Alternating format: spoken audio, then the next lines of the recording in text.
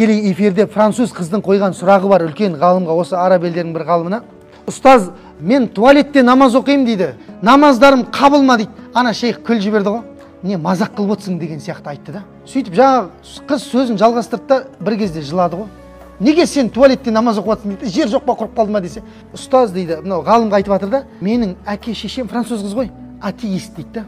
Менің исламды қабылдағанымды, намазымды оқығанымды көріп дейді, бүкіл киімімнің бәрін жыртып тастады дейді. Орамал, көйлек бар ғой. Қыз айтып жатыр да, әке шешем атеист дейді. Шейх күліп отыр да, жаңа ғалым ғой, күліп отыр, прикол ұстап отыр деп ойлап отыр жаңа. Жай намаздың бәрін өртеді дейді. Бір киімімді ваннаның астына тығып үлгердім дейді да, бір көйлегімді орамалмен. Сонда мен туалетке деп кірем дейді. Дереу киімімді киіп, парызын ғана оқып аламын дейді намаздың.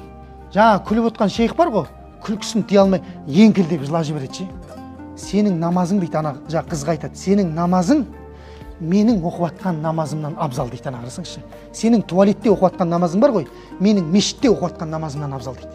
Жарықты қарындасым дейді, Алла саған жәрдем берсін дейді. Біз ашық тұрған мешіттерге бара алмай жатырмыз дейді. Ананы сылтау қылып, мынаны сылтау қылып дейді. Сен дейді, сондай иманыңның, Аллаға деген махаббатыңның көрінісі туалетте намаз оқысам бола ма деп тығылып намаз оқып жатсың дейді.